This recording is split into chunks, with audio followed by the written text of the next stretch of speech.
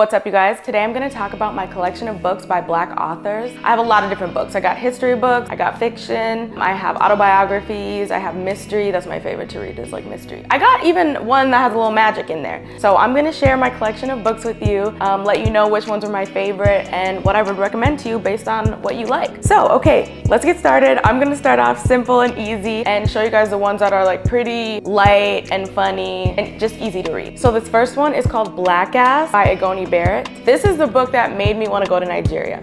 I've been to Nigeria twice, and this was a book that made me have to go. It was so funny and comical, and just the way he described the city and the language and the people, I was like, oh my God, I have to go check this out. This is a really fun satire novel about this black guy who's kind of down on his luck, and he wakes up one day and he's a white man, except he still has a black ass.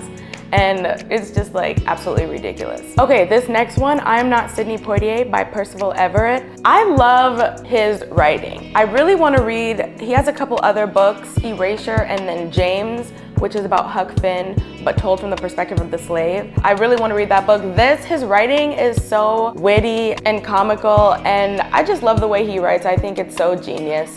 If you're looking for an easy read, this is a good one too. Another easy read is The Three of Us. This one I'm currently reading, actually. So far it's been an easy read. I don't know if it gets heavy near the end. I've been reading it on and off for a few days. I'm about to hop on a flight, so I'm pretty sure I'm just gonna finish it while I'm there. The way it's written is interesting. There's no dialogue. It's more like, oh, I'm with my friend and she said this and then she said that and then we went over here and I told her this and then we were talking about da da da da da. So it's kind of hard to get into the world, but once you do, it's a really quick read.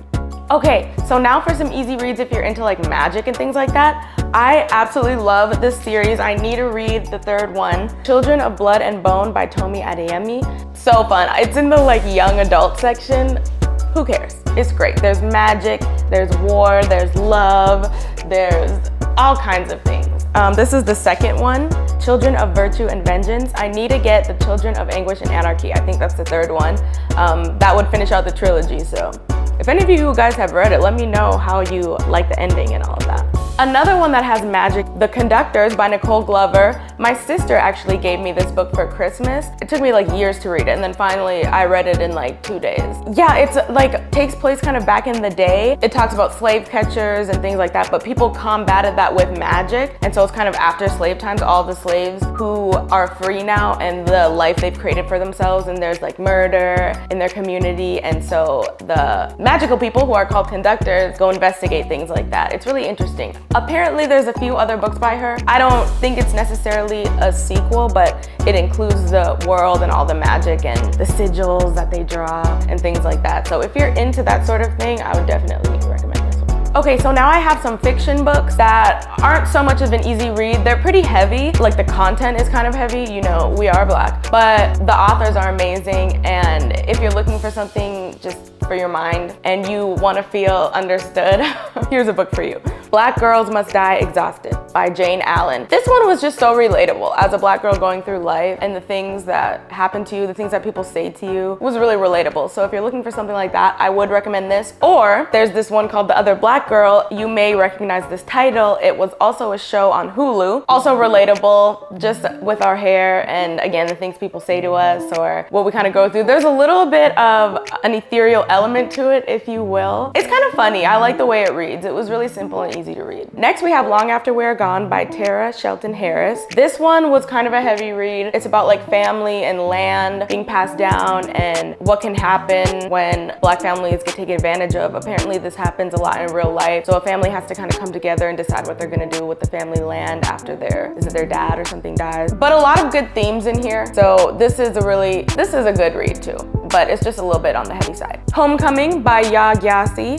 This one is, it is a little heavy actually, but it's good if you're conflicted with your spirituality. If you really are heavy into science, but you're also spiritual, dealing with how people can make fun of you as a spiritual person or the things people can say to you when you're not religious. And so it just kind of tackles how a person might grapple with those thoughts. This is about a woman who is in college or her master's program or something, and she like experiments on rats about addiction. She's trying to understand addiction prison because of some things that happened in her family. This is a really good one if that's the kind of thing that you know, want to feel related to about. Sister Souljah, The Coldest Winter Ever is like one of my favorite books of all time. I lent it to a friend, never got it back, so I don't have that right now. I need to just go ahead and buy another copy. This is the second one. It's told from such a different perspective. The Coldest Winter Ever is very raw, and this one, it's also very raw, but it's also very beautiful. And the language in here, this is told from her little sister's perspective. And this is just it was very cathartic to read. I don't know, I felt that it was so beautiful, such a wonderful story. Her and her sister went completely different directions. So to see this from a different perspective was really cool. I also was obsessed with the character Midnight, so I got this book. There's a trilogy. I have all the 3 books, but I've only read this one so far. I don't know why I haven't gotten into the other ones, I guess, but this was a good one too. Obviously, I feel like the OGs are The Coldest Winter Ever and A Deep Love Inside, but this one's also is good. So this is When Stars Are Scattered by Victor Jamieson and Omar Mohamed. My sister actually got this for me, again, for Christmas. I've never read it. I think because I know it's gonna be a heavy read. I think it's about kids and like immigration and things like that, or like refugees. It's a comic book. The whole thing is like this. I am really interested in reading this. I just haven't gotten around to it yet. If any of you have read this, let me know what you think about it and how it felt. Okay, so next are the murder mysteries. Absolutely love murder mysteries. A light and easy one, A Deadly Scoop Inside by Abby Collette. This is about a woman who works in an ice cream shop, finds a dead body, and there's just like a lot of deep secrets and old family beef that was going on between, like, I don't know, her grandpa or her dad or something and the guy who was murdered. So that's really cool. This is kind of a light, easy one. Black Cake by Charmaine Wilkerson. As a Caribbean girl, I love to read this. You know, our parents or our families really don't talk about their life on the island and how hard it might have been. And so this was a good one to read to relate to that. Her and her brother don't get along and her mom dies. As a part of the will, they have to like listen to a bunch of tapes and she kind of explains her life and a bunch of things that happen. I think this was also a show. Didn't really enjoy the show so much, but this book is great. Another one by the same author is called Good Dirt. This one was kind of a slow start in my opinion, but the way that it came together at the end, I just really was not expecting it. So I did actually really like this one. Jigsaw Man by Nadine Matheson. This is one of my favorites. I love a gruesome, gnarly, gory murder mystery. So if you're looking for that, this is the one for you. She has another book too. The character is like a detective, and so she has a few books, I think, with this character, maybe just 2, I can't remember, but I'm definitely need to get that other one. I definitely thought I had more murder mysteries, but that's okay. Okay, now we're gonna get into the autobiography. This one is called A Piece of Cake by Cupcake Brown. The most inspirational story you will ever read about a human being. This person has been through drug addiction, prostitution, the foster care system, all before she was 18 years old. That's just like the beginning of her story. And then she comes out on top at the end. It's so inspirational just for anybody who is looking for something to read that will just hype them up. It's pretty sad, but her voice in here is so funny. The way she speaks to us or just in general about things is really comical. And so it reads like a fiction novel, honestly. Okay, so this one, Walking on Water by Randall Keenan. I'm not sure it's so much an autobiography as it is just about this man who, you know, wonders what does it mean to be black. So he travels to each of the 50 states and interviews black people and just talks to them about their lives and about how it was growing up where they were at and their families, how they came to be there. So this is just a very interesting read, nothing I'd ever heard of or even imagined someone would do. So if you are interested into that sort of thing, kind of airing along history, very good. This one I'm putting on here because why haven't I read this yet? I don't know. I know this is amazing. I've heard about it time and time again, so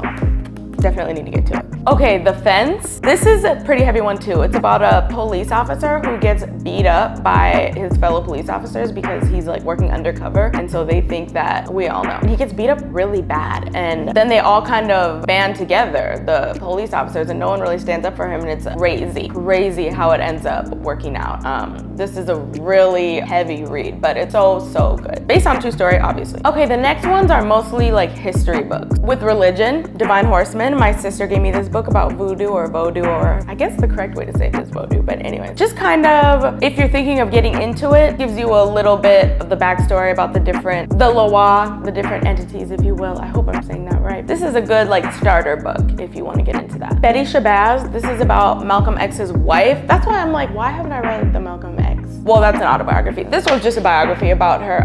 She was a very interesting woman. She was very level-headed and calm, it seemed, but she was also very smart. And so it was really cool to learn things about her that I just never expected. These two books I need to read. This one, Children of Fire by Thomas C. Holt, is one of those books that I start reading and it's just too much, honestly. It's about the history of like Black people and how we even came to be in America. It's about people who shaped American history, and it talks about the first slave trade ever, how the slave trade started. Just really hard to read, so I think that's why I haven't read it. Same with this one. I don't know if that's why I haven't read it yet. This is about a slave revolt, the biggest slave revolt that ever happened. I just wanted to read it because I got really into history books about Black history because I was sick of talking to people who weren't hearing me for my lived experiences. It's not that I want to talk to people like that, but if I do, I would like to be able to get my facts straight. Some people just really need facts and they don't want to hear about how you feel, and I was kind of sick of that. You know, people are always like, why didn't the slaves revolt? Or even Black people are like that. So this is a book that I got because I wanted to understand. First of all, I wanted people to know that this did in fact happen and slavery revolted all the time. This was just the biggest one. But I wanted to learn more about how it came to be, maybe why more slaves didn't revolt. This is another one that I probably just need to go for. I need to be in the right headspace for it though. Black Boy by Richard Wright. Oh, this is an autobiography. This is, besides A Piece of Cake, would be like right up there with that as one of the best autobiographies I've ever read. His writing is so beautiful and poetic. The way he storytells is amazing. I absolutely love this. This is the book that got me into wanting to read autobiographies because it was just so beautiful. I couldn't believe it. So definitely think this is, I think everyone should read this, to be honest. Okay, and I'm gonna end with a few more books that I haven't read that I need to read. From Niggas to Gods, one of our friends got us this. It's just kind of like by my end table right now as decoration. Even the title is so captivating. I just need to read it. I think it would be good. I feel like I would learn about myself by reading it. Black Poets, this is also by my end table. This is a good, like, I haven't read from this in a while, but this is a good, like, inspirational, oh, I just need to get back into reading, or I need to get back into creating, or I need to get back into doing this or that.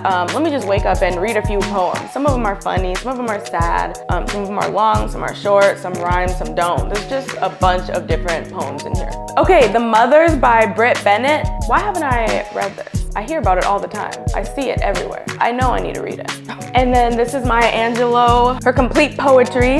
Ben got me this for my birthday. Again, by my end table. I figured it would be just something easy to pick up and read here or there, so definitely need to get into that.